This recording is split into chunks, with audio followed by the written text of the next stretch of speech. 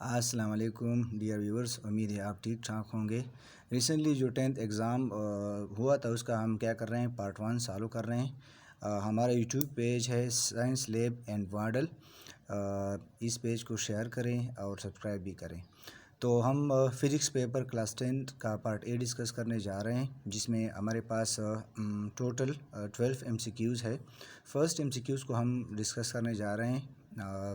पहले MCQs है a device that converts electrical energy into mechanical energy, यानी ऐसा डिवाइस जो इलेक्ट्रिकल एनर्जी को मैकेनिकल में कन्वर्ट करता है। तो हमारे पास ऑप्शंस 4 हैं, डीसी मोटर है, एसी जनरेटर है, ट्रांसफार्मर है, इलेक्ट्रॉन गन। तो अगर हम देखें इलेक्ट्रिकल एनर्जी को हम जब मैकेनिकल में कन्वर्ट करेंगे, मतलब कि मैकेनिकल क्या है, हरकत है। तो एसी में क्या होता है, एसी में हमारे पास होता है कि हम मैकेनिकल एनर्जी को इलेक्ट्रिकल में कन्वर्ट करते हैं, यानी इसका उलट प्रोसेस है। जिस ट्रांसफार्मर में हम step up and step down करते हैं, इलेक्ट्रॉन गन से हम बिल्कुल एनर्जी पैदा नहीं करते बल्कि इलेक्ट्रॉन पैदा करते हैं। सो डीसी मोटर जो है वो बेस्ट ऑप्शन है कि हम किसी भी इलेक्ट्रिकल एनर्जी को हम मैकेनिकल में कन्वर्ट कर सकते हैं, या सिर्फ मोटर भी कह सकते हैं अगर डीसी ना हो। ठीक है, सेकंड एमसीक्यूज़ की तरफ आते हैं। सेकंड एमसीक्यूज़ में है which of the given is a negatively charge particle. इनमें से चारों में से एक ऐसा पार्टिकल है जो कि नेगेटिवली चार्ज है। तो अगर हम देखें, फर्स्ट जो है वो प्रोटॉन है, प्रोटॉन भी पॉजिटिव है, तो ये नहीं हो सकता। सेकंड जो है वो अल्फ़ा पार्टिकल है, अल्फ़ा में अगर आप देखें तो अल्फ़ा भी पॉजिटिवली डबली आयोनाइज पॉजिटिवली चार्ज है। न्यूट्रॉन पे कोई चार्ज नहीं है, तो electron is the best answer. Electron हमारे पास क्या नेगेटिवली चार्ज पार्टिकल है, ठीक है, और वो न्यूक्लियस में नहीं बल्कि आउटर मोस्ट शेल में पाया जाता है। ठीक है, थर्ड एमसीक्यू जो है इलेक्ट्रिक और मैग्नेटिक रिप्रेजेंटेशन ऑफ डेटा और इंफॉर्मेशन इस टर्म एज।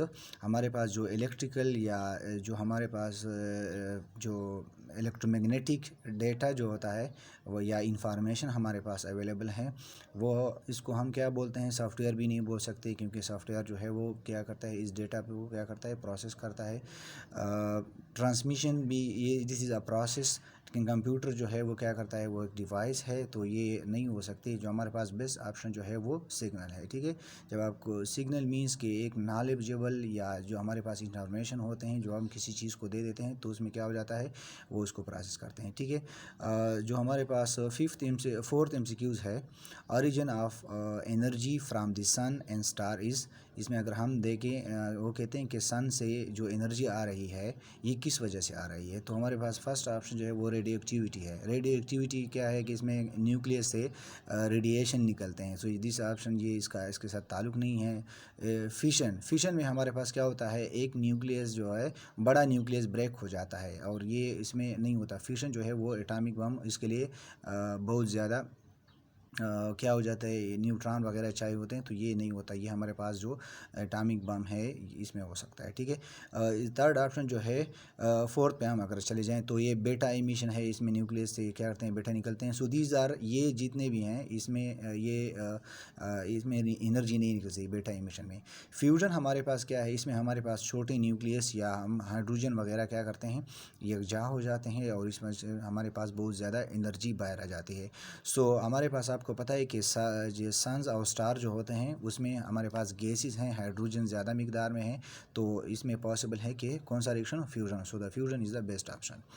अच्छा, फिफ्थ एमसीक्यूज़ में है 1 kilowatt hour is equal to. ये हमारे पास के एम सी क्यूज़ जो है वो 9th में भी आता है, ये बहुत इंपॉर्टेंट एम सी क्यूज़ है। वन हमारे पास है, किलो इज़ द प्रीफिक्स जो कि 1000 के बराबर है, और what is the unit of power, और मल्टीप्लाइड बाई आवर में कितने सेकंड होते हैं, उसमें 3600 सेकंड होते हैं। सो 3600 ज़रबे अगर हम 10 की पावर 3 या किलो से मल्टीप्लाई करेंगे तो हमारे पास आ जाएगा 3.6 मेगा जूल, या 3.6 क्रॉस 10 की पावर प्लस 6। मेगा मीन्स 10 की पावर 6, मेगा हमारे पास क्या प्रीफिक्स है, तो this is the best option. ठीक है, इसमें ये हमारे पास आता है, इसमें ये क्या है, ये 336 मेगा जूल, ये भी गलत है आ रहा है। अगर आप कैलकुलेट कर दें कैलकुलेटर के ज़रिए से तो ये आपको ईजिली हो जाएगा। So these are the options. इसमें क्या है, एक या दो ज़ीरोज़ जो हैं वो कम आ रहे हैं, ये सो this is the best option.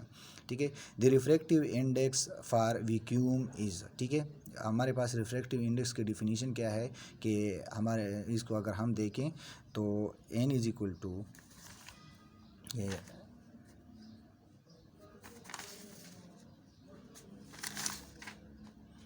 n is equal to the speed of light in vacuum, या हमारे पास क्या है और स्पीड इन क्या है, ये मीडियम है। तो अगर हम देखें तो स्पीड ऑफ लाइट हमारे पास क्या होती है, वैक्यूम में जितनी भी होती है वो हमारे पास 10⁸ मीटर पर सेकंड है, ठीक है, वो स्पीड ऑफ लाइट जी है। और अगर हमारे पास क्या है, वो कहते हैं कि वैक्यूम है, तो वैक्यूम में भी कुछ नहीं होता, because we know that according to my teacher the vacuum is a state of matter we are there is no matter. So इससे क्या आ रहा है, हमारे पास 1 आ रहा है। सो अगर हम ऑप्शंस की तरफ चले जाएं तो the index of refraction for vacuum is 2.4, ये बहुत ज़्यादा है, ये तो तकरीबन डायमंड वगैरह का है। ये 1.5 ये भी नहीं है, 1.3। सो हमारे पास 1 ऑप्शन जो आ रहा है, क्योंकि जो वैक्यूम में या स्पीड ऑफ जो हमारे पास खाली स्पेस होते हैं उसमें जो स्पीड है या उसका जो रिफ्रैक्टिव इंडेक्स है वो 1 होता है। मतलब 1 मीन्स के उसमें कोई भी चेंज नहीं आएगा। अगर हम देखें तो वो स्ट्रेट जाएगा। रिफ्रैक्टिव इंडेक्स किसी भी मटेरियल का क्या करता है, वो उस लाइट को बेंड करता है या उसकी स्पीड को स्लो करता है। सो रिफ्रैक्ट अगर वैक्यूम में कोई भी चीज़ जा रही है तो उसकी स्पीड जो है वो कम नहीं होगी। सो 1 मीन्स के वही सेम जैसे होगी, ठीक है। अच्छा, अगर अब जो हमारे पास 7 MCQ है, charge is measured in the units of, ठीक है। अगर हम पहले सेकंड ऑप्शन को ampere is the unit of current, volt is the unit of voltage या ईएमएफ या potential difference, farad is the unit of capacitance. So these ये तीन जो है हमारे पास ये ऑप्शन ठीक नहीं है। So the column is the unit of charge. Angstrom the column जो था, उन्होंने कॉलम लॉ डिस्कस किया था वगैरह, तो इसमें हम चार्ज के बारे में डिस्कस करते हैं, तो उन्होंने उसके साइंटिस्ट के नाम से एक यूनिट दी, ठीक है। So the best option is a column, ठीक है, and correct option. The product of current end voltage is, ठीक है। हमारे पास अगर हम क्या करेंगे, वो कहते हैं कि the product of voltage, product means multiplication and, ठीक है, ये हमारे पास क्या है, भी आ रहा है। So the product of current end voltage is, हमारे पास क्या है, ये अगर हम किसी भी यूनिट इसका पुट कर देंगे तो इससे भी हम हासिल कर सकते हैं वो डायरेक्टली। हम फार्मूला अगर हम याद है तो हम करें, बहुत से ट्रिक्स हैं मेट्रिक लेवल पे, तो हम डायरेक्टली इसको इस तरह दे के V I is equal to हमारे पास पी के बराबर आ रहा है। So this is equal to power या इलेक्ट्रिकल पावर है। अगर आप इफ सी लेवल पे जाएँ तो हम क्या कर सकते हैं, इस पर हम इसके यूनिट भी हम इस्तेमाल कर सकते हैं कि जूल पर कॉलम है, और इसका क्या है, एम्पियर जो है वो कॉलम पर क्या है हमारे पास, ये टाइम आ रहा है, ठीक है। ये करंट जो है वो चार्ज पर यूनिट टाइम है, तो ये कॉलम के साथ हमारे पास आ रहा है जूल पर टाइम, ठीक है। तो जूल इज़ द यूनिट या जूल पर सेकंड इसका, या जूल, तो जूल पर second is the unit of what, और वाट क्या है हमारे पास, पावर के बराबर होता है। सो इससे भी आप इसको सॉल्व कर सकते हैं। So the best option in this is, हम इस्तेमाल कर सकते हैं कि the product of current end voltage is power, ठीक है। अच्छा, दी रिसिप्रोकल मीन्स कि एक दूसरे का क्या हो, उलट हो, ठीक है। तो ये सो दी रिसिप्रोकल ऑफ टाइम इज़, तो अगर हम वेवलेंथ को देखें तो ये नहीं है reciprocal.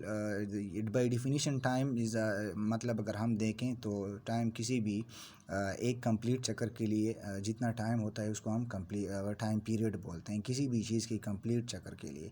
So wavelength is the unit of, वो डिस्टेंस को शो करता है। इस तरह डिस्प्लेसमेंट भी डिस्टेंस को शो करता है, एम्पलीट्यूड भी डिस्टेंस को शो करता है, ठीक है। सो डिस्टेंस का उसका फ्रीक्वेंसी अगर हम देखें, सो फ्रीक्वेंसी वो भी हमें बताता है कि 1 सेकंड में कितने वाइब्रेशन हो गए। सो वाइब्रेशन कंप्लीट करना टाइम का साथ उसका क्या है, थोड़ा उलट है। मतलब ये इसको चाहिए कि 1 सेकंड में कितने वाइब्रेशन हो गए, इसमें क्या, इसको चाहिए कि एक वाइब्रेशन के लिए कितने टाइम की ज़रूरत है। These are two reciprocal statement है, तो हम इसको इस तरह देते हैं।